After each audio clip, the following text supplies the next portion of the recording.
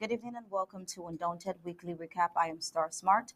One of the most shocking news we reported on Undaunted is a young boy committing suicide. That's not all. President Biya sent condolence messages to those that died in the building collapse and ignored those that died in the natural massacre. Christian faithful praying for peace all over Amazonia, this was reported as they had a peace walk in Bamenda. Barrister Ambisia was in time on Tuesday to give full and legal understanding to the Bakassi case. While in preparation for the draft, we had Commander Willie tell us the importance of the Manu draft and why everyone must draft today. Now, a lot to talk about from the week's report, but we'll get that after the fresh reports of today, right after the break.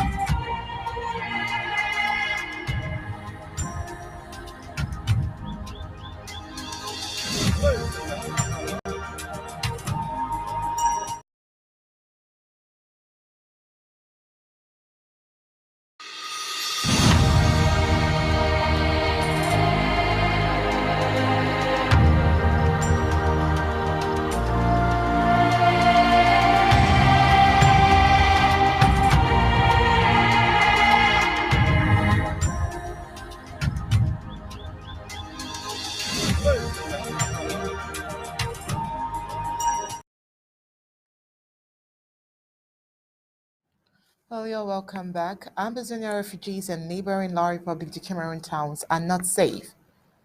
They would now be targeted as the colonial SDA of Bambutus cautions the population of an imminent Amazonian restoration forces attack. By calling on the population to denounce strangers with strange behavior, he is indirectly giving the go ahead to the population to treat Amazonian refugees in those localities at will.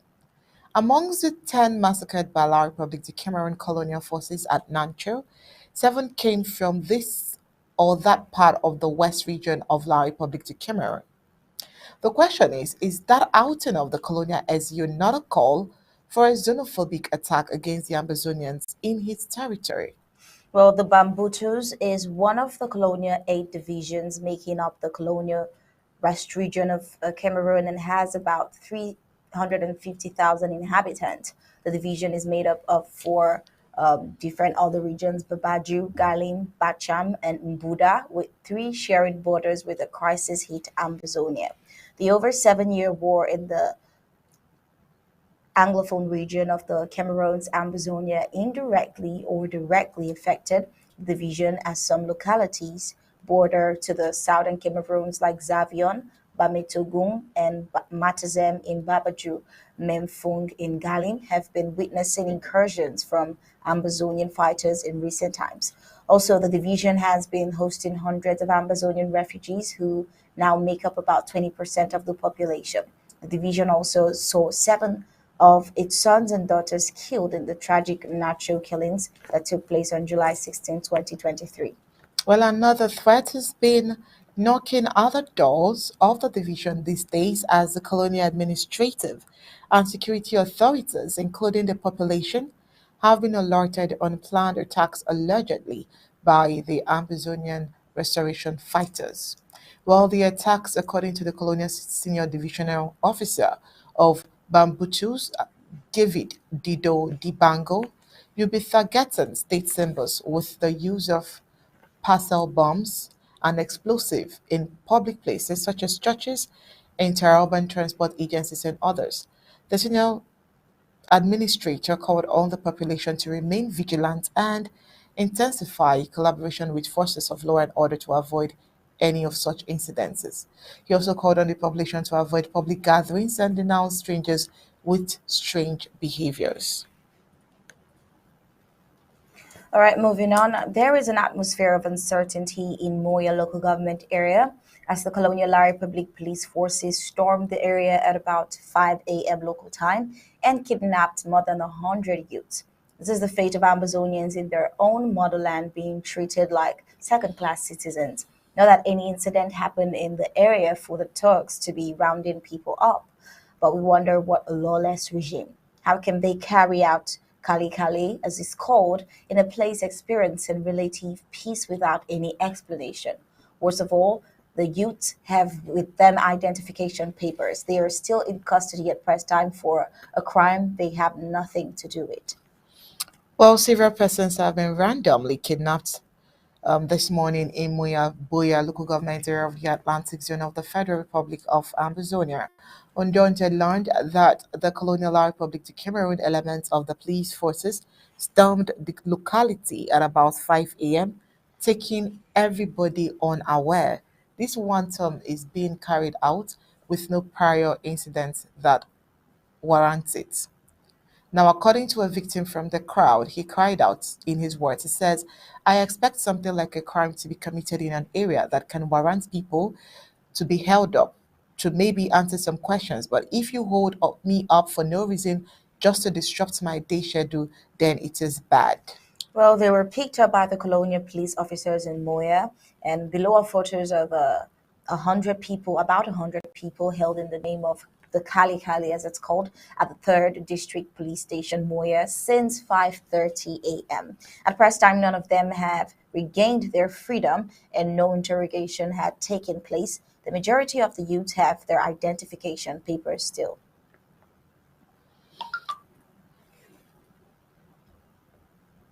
While venting of anger on armless and vulnerable civilians, women, children, underaged has been and remains the modus operandi of colonial Republic of Cameroon occupational forces in Amazonia. Their inability to confront the Amazonian restoration fighters has proven that these are just what they did once more in Bui County 2 days ago.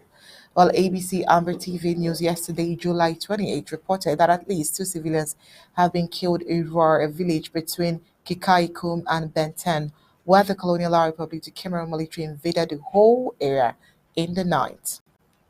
Now, the report intimated that the colonial La Republic military are also targeting traditional doctors whom they believe are fortifying the mighty warriors. Today, reports from Bui County have confirmed enormous casualties on the side of the Genocida Beer military campaign at Tadu in Kumbo local government area. This happened during an operation carried out by the Buyi Amazonian Restoration Forces Unity Air Force of Tadu in retaliation to the killings of their unarmed civilian women the previous day at Ro in Kikaikom Banten area by the Occupier La Republic de Cameroon forces. It is worthy to note that the barbaric La Republic military invaded Ro yesterday, arresting two civilians and killing a woman, as reported earlier. The act provoked the Amazonian Restoration Forces Air Force of Bui, who went on the offensive to stop these barbarism by storming their base on a surprise and swift attack in which many are feared neutralized, especially the La Republic de Cameroon military that brought pain to the raw population after looting and burning. The ARF's Air Force general who led the operation has assured our reporter that his squad did the operation intact. Well, this story goes that the Colonial La Republic military initially came for a dreaded native doctor in Ro who narrowly escaped, so they shot his wife, who later died at the health center. The La Republic military equally shot an elderly person, which provoked the Amazonian Restoration Forces to retaliate in crushing the enemy. Well, moving on, our Fonka Augustine, an Amazonian from Santa local government area, in a bid to protect his retirement, wants his paymasters of La Republic to know that he empathizes with families of victims of this recent killings that touched a few persons from his farm, the west region of La Republic de Cameroon. In order to attain such hypocritical goal, the portrait expose is that of the paymaster general and chief Paul Beer himself instead of those of the victims.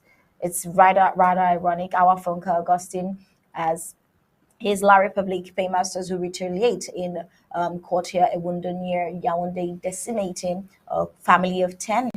Ambazonians and placing an embargo on the heinous incident.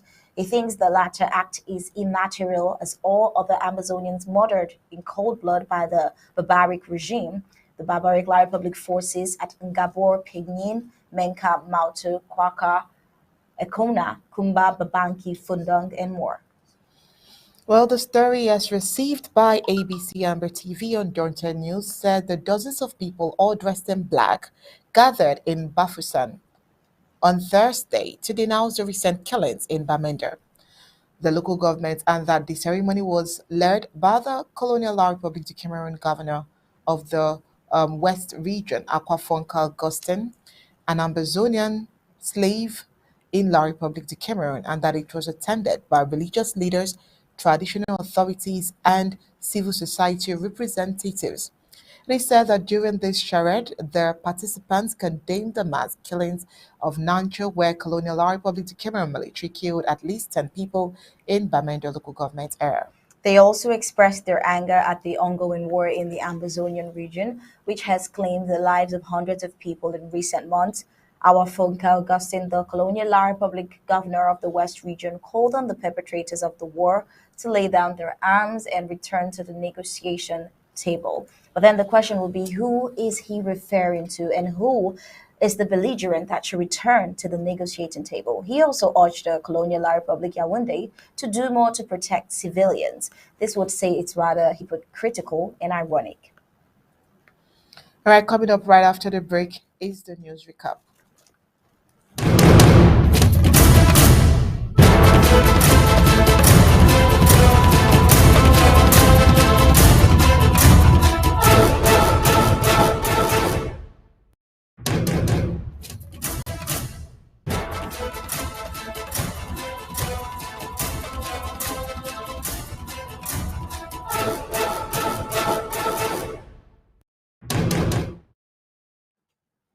On Monday, July 24, 2023, proved and made it another clear indication that powers over Ambazonia no longer belong to La Republic de Cameroon but to the interim government and the people of the southern Cameroon's Ambazonia. The people of Ambazonia in general are respecting ghost downs despite the call for this week's ghost down towards the banning of the cups of Nigerian Fruit Day in Ambaland, which they all also respected. But also, we brought to you the ongoing war in Amazonia, which is leaving no one indifferent as the funds added their voices to preach peace. The fond of Oku, His Royal Highness Fondungum the Fort, on his Facebook page, in preaching peace. And last Thursday, July 20th, 2023, the president of the Colonial Northwest House of Chiefs called for a peace walk. Inasmuch as these moves seem laudable, we wondered if it's not a wasted energy as these chiefs are on the La Republic payroll and auxiliaries to the Colonia Bio regime, which means their administrative boss is the dictator, the same man who declared the war they are going for peace walks on.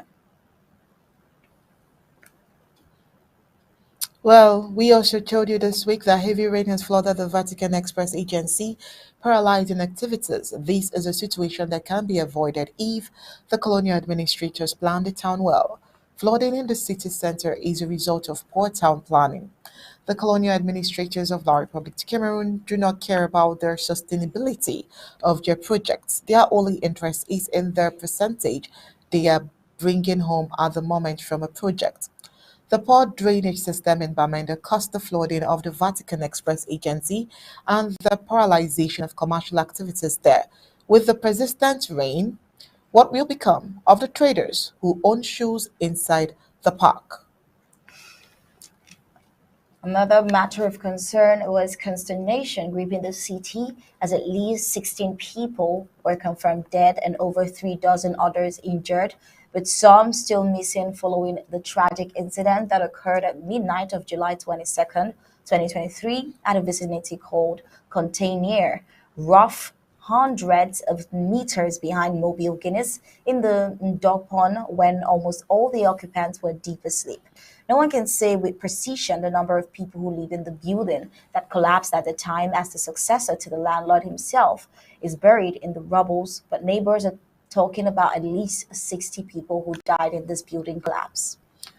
Also, a group of Christian faithfuls in Bamenda by the name Overcomers have organized a prayer session in Bamenda for God to intervene for the peace to return to the restive Federal Republic of Amazonia. The prayer session took place at the abandoned Bamenda Municipal Stadium on Sunday, July 23rd, 2023. To the faithful stakeholders have failed to arrive at a consensus for the war to end.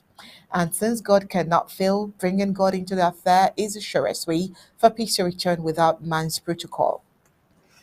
Well, another interesting report we brought to you was that after Bakassi, where we had a comrade Willie talk about it, the latest report reaching Undaunted this week that got to Undaunted this week has it that the Nigerian House of Representatives considering taking back the ceded Bakassi land to La Republique. The House of Representatives ad hoc committee on international boundary dispute between Nigeria and La Republique has said it might consider a fresh application to appeal the International Court of Justice judgment that ceded Bakassi to La Republique. We had Barrister Team, rather not Comrade Willie, Barrister Team Mbesia, who explained that the set piece of area belongs geographically to Amazonia. Yes. Also, a few days ago, dictator Paul Biya ignored the slaughtered at the Nanchu and sent a condolence message to the families of those killed from the collapsed building in Douala, the colonial economic capital of La Republic de Cameroon. To the colonial La Republic de Cameroon presidents, those killed in Ambazonia, or better say Ambazonian lives, mean nothing to the regime of the La Republic de Cameroon government. This justifies why the military option, with its negative effects on Ambazonia, means nothing to the colonial and to the colonial president Paul Biya. We brought to you the reasons why Furundi is considered a sellout and a traitor, and why the lockdown commenced banning his corpse in Amazonia. According to reports, he walked on the blood of innocent Amazonians who died and are still dying in tens of thousands to wine and dine with the enemy La République, and was being guarded by the colonial La République gendarmes who were responsible for the killings and all other atrocities in this 7 year long war of independence. He also stood for a one Cameroon, asking for federation when he knew that the French cannot practice any effective federation. And according to reports, he insulted the Amazonian Restoration Forces, calling them terrorists when he knew that they were putting their lives on the line because of something that he didn't do. Well, we also told you that Mbiame is of restive mode following the compliance of his traditional ruler, Fonwe II, with a huge fine levied on him by the Village Regulatory Society, Ngwerong. The Ngwerong, a powerful regulatory society and the traditional administration, imposed a fine on the traditional ruler for contravening some customs and traditions considered grievous according to the laws of the land. The Colonial Douala City Council announced that it will demolish more than 40 houses that are considered to be in unsafe zones after a recent spate of building collapse in the city. The collapsed building that claimed the lives of over dozens of people, and the Colonial Council says that it is taking actions to prevent further tragedies like that one. We wondered if they could have done this before the sad incident happened, or an after effect was the cure. But then moving forward, the affected houses located in several neighborhoods in Douala included Site Sikam, IPA, Bipenda, and Makepe Misoke. The council says that the houses have been built illegally or without proper permits, and that they are in danger of collapsing. While all the Africans sinned this week, we told you that a top envoy to Sudan's paramilitary rapid support forces on Monday said it was time for peace. Youssef Azat made his remarks in Togo, where he was attending talks aimed at preventing Sudan's Darfur region from sliding deeper into the war. According to him, he says, we are all looking for peace. The Sudanese people are looking for peace. He says Sudanese people are suffering from war for decades in regions like Darfur, in Blue Nile, in South Sudan, East Sudan, and now in the capital, Khartoum. So this is a time to end the war and to start a new future for Sudanese people. Peace, development, justice, and equity and equality as well. That's what we are looking for. And I think it's time for peace in Sudan. And so we also wondered, when will La Republic du Cameroon consider peace in Ambazonia a top priority? And on the foreign scene, in June, Macron had asked South Africa President Cyril Ramaphosa for an invitation to the upcoming BRICS summit. French President Emmanuel Macron, who was willing to take part in the events of the upcoming BRICS summit, did not receive an invitation, reported Sputnik, citing a South African news outlet. Notably, South African President Cyril Ramaphosa, as chairman of the BRICS, has sent invitations to the leaders of 70 countries. In the list of 70 leaders, neither French President Macron nor the leaders of the United States and United Kingdom were included. All right, and so if you missed the news for the week, I'm sure the recap has given you highlights of our major stories. Well, I'm sure you are ready to draft. We draft Manu. As you can see, we are beautifully clothed in the Manu attire. Mr. Tarh, you are at the other end. How are you?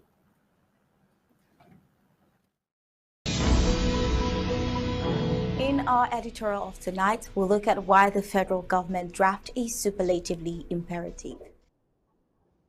I think I'm doing fine, but while we getting ready to get into the Manu pre-draft show, we would like to bring back to you an editorial we did about 2 months ago explaining why the federal government draft and the county drafts are superlatively imperative in this day.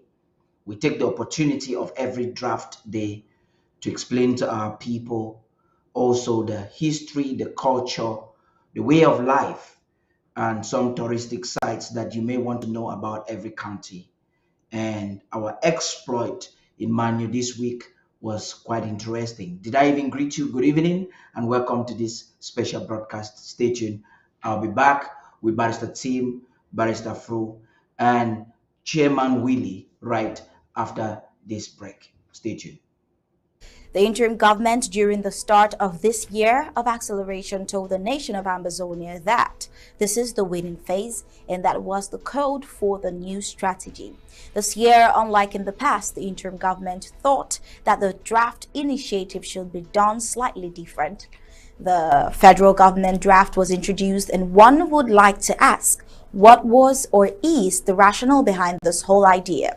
That's what we seek to do, but first of all, it is incumbent upon us to walk you through where it all started and where we are today. The federal government draft during its debut on Saturday, February 25th, saw the Savannah launching with a wavering support from all the other zones and counties, possibly because of a misunderstanding of the concept. But by the time the interim government was being hosted by the Midland and the Atlantic zones, the concept would have been clear to many, as it had gained ascendance in the hearts of many more stakeholders and donors. In the long and short of the concept behind the federal government draft, the new idea is aimed to mobilize and to centralize resources so as to minimize proliferation within the very diversified efforts of shared governance of the Amber Peace Plan. From our observation, we do understand that some may wish to sell the opinion that the federal government is trying to concentrate power or establish control.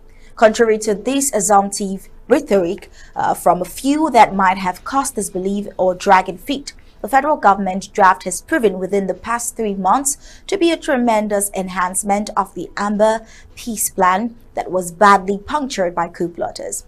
Now, with a very strict objective to harness an executive federal government's feasible project, revamp and re-strategize the troops across the entire national territory, we have seen a remarkable redoubling of firepower on the home front thus far. Prior to this time, the well-focused interim government had started dismantling the Franco-Cameroon hegemony through the creation of local government areas, 61 local government areas in 13 counties, then zoning off the entire territory as follows: the Savannah Zone, comprising Boyo, Dongamatung, Menchum, Boyi and Ngoketunja counties, the Midland Zone comprising of Mezam, Momo, Lebialem, and Manu counties, and the Atlantic Zone made up of Kupema Nengoba, Meme, Ndian, and Fako counties.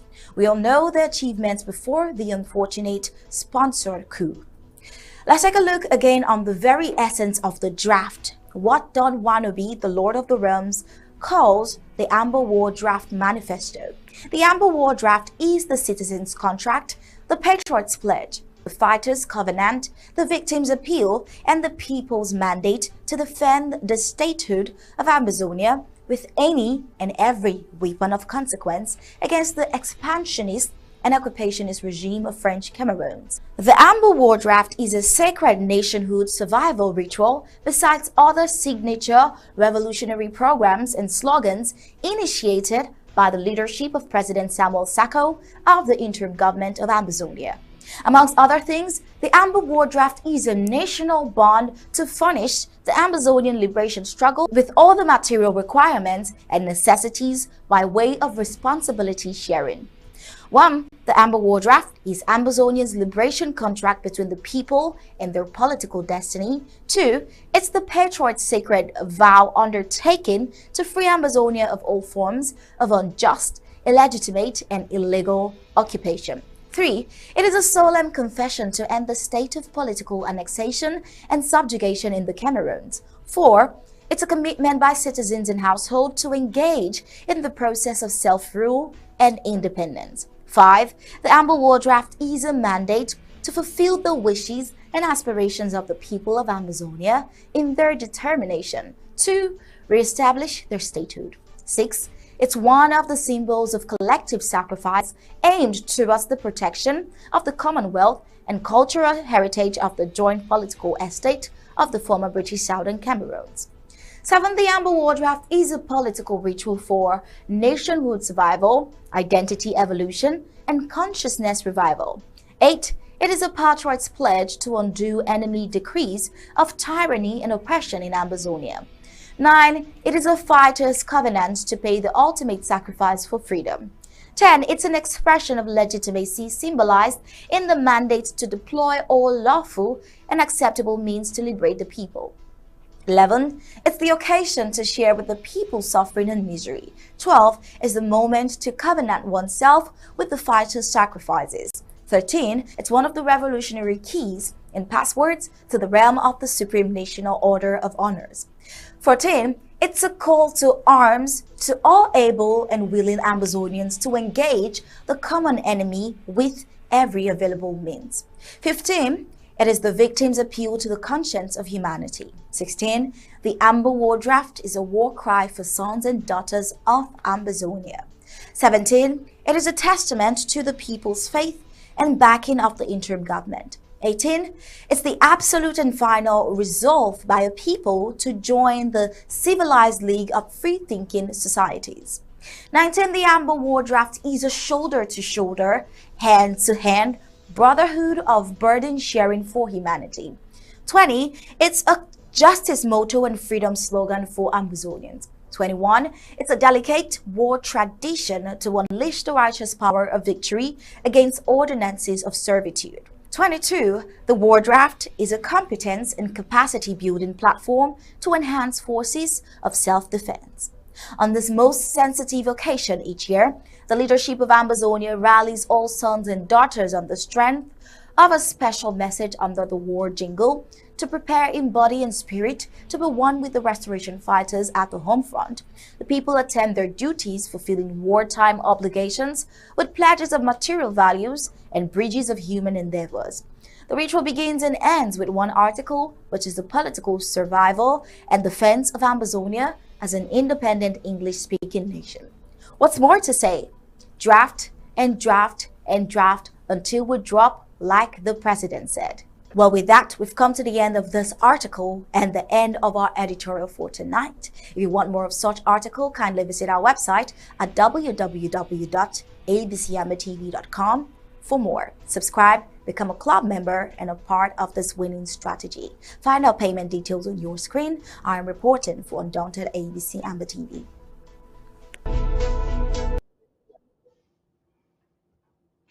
Fellow Amazonians, ladies and gentlemen, once again, you're welcome. I want to call all of you and crave your indulgence to relax. You are in Manu County. This is where the war began. And we're going to take you very slowly and surely tonight, giving to you the intricacies and technicalities involved in the war. Manu has the key of a lot of things. It's important for you to know that Manu borders the Federal Republic of Nigeria, and Manu occupies an important geopolitical role in the nation of Amazonia. Manu, in spite of the challenges, in spite of what Chairman Willie said over the weekend, is thriving. We've seen firepower increasing, or in other words, escalating again in Manu. Lots of things are happening in Manu, and the chairman for the county is here tonight. But once again, I'm calling on you to relax. For those of you who are facing depression because of the war, stress, you're stressed out, perhaps you have high blood pressure, it's a time all you need to go back home healthy and strong is your draft money. And you understand by the end of tonight that a visit to Manu County and to draft was not any other ordinary form of visit. I will take you again down with this beautiful musical break from Besson, and she does Nchemti in a very particular way that I like you to listen to it. Stay tuned.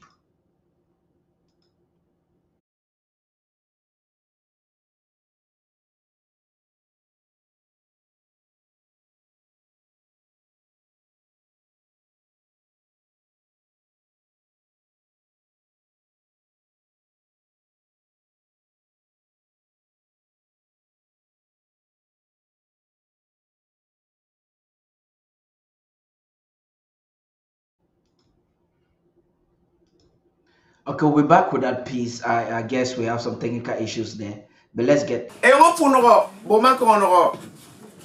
Ne kwaini. O mayerbi.